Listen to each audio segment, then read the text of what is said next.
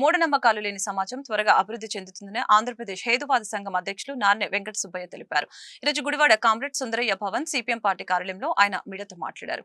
మనిషిలోని ముసలితనానికి కారణమైన కణాలను తొలగించి మనిషి ఎక్కువ కాలం జీవించేందుకు సైన్స్ ఎంతో ఉపయోగపడుతుందని, ఇస్రో చైర్మన్ కూడా తన ప్రయోగం సక్సెస్ కావాలని పక్కనే ఉన్న చండాలమ్మ గుడి తిరుపతి వెంకన్నకు దండం పెడుతుంటారని తెలిపారు. విజ్ఞానం అందించవలసిన విశ్వవిద్యాలయాలలో ఈ రోజు అజ్ఞానాన్ని బోధిస్తున్నారు. 2001లో కొన్ని యూనివర్సిటీలలో వాస్తు జ్యోతిష్యాన్ని కొన్ని కోర్సులుగా ప్రవేశపెట్టారని, 2 సంవత్సరాల క్రితం దేశంలోని ప్రసిద్ధిగాంచిన బెనారస్ హిందూ యూనివర్సిటీలో భూత వైద్యాన్ని ప్రవేశపెట్టారని అన్నారు.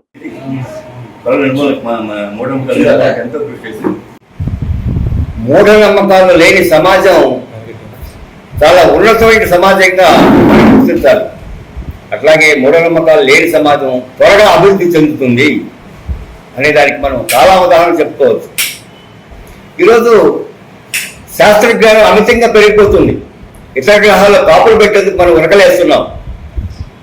మంచి ముసలితనానికి కారణమైన కణాలను తొలగించి మనిషి ఎక్కువ కాలం జీవించేందుకు కూడా సైన్స్ అభివృద్ధి చెందుతూ ఉంది. అంత బ్రహ్మాండంగా అభివృద్ధి సైన్స్ అభివృద్ధి చెందుతూ ఉంది. అయితే శాస్త్రజ్ఞానం పెరిగే కొద్దీ తగ్గిపోవలసిన మూఢనమ్మకాలు మాత్రం పెరిగిపోతూ ఉన్నాయి. దానికి కారణం మీకు తెలుసు.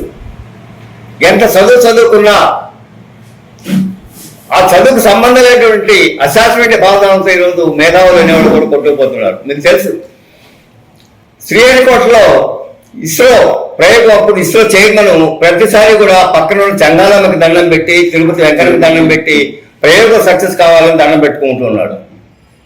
మరి అంతేకాదు, అట్లాగే మనం అంతేకాదు ఈరోజు మనకి ఈ ప్రభుత్వ పాలకల్ని అండ చేసుకుని కొంతమంది భూములు కాజేసే పరిస్థితులు మీకు తెలుసు. స్వరూపానంద స్వామి లాస్ట్ 2-3 years బ్యాక్ విశాఖపట్నంలో 250 కోట్లు విలువ చేసే భూమిని అప్పలంగా కాజేశాడు. స్వామి భూములు ఎందుకండి? స్వాములంటే చెట్టు కింద నిద్రపోవాలి, కటిక నేల మీద నిద్రపోవాలి, ఆకలేస్తే భిక్షాలు చేసి అడుక్కోవాలి. రైతులు కళ్ళాడు లేదు, ఇప్పుడు కళ్ళ దగ్గర పోయి ఈ భిక్ష ఏరుకోవాలి. నిజమైన సన్యాసులు అంటే వాళ్ళు.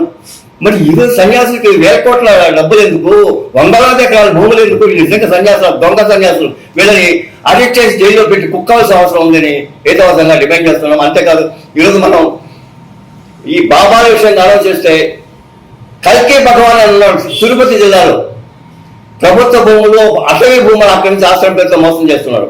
అట్లాగే నెల్లూరు జిల్లాలో రామదూత అనే ఒక దొంగస్వామి ప్రభుత్వ భూములు ఆక్రమించి మోసం చేస్తుంటే మేము హేతువాదంగా ఎంతో ఫైట్ చేశాం. మా పోరాట ఫలితం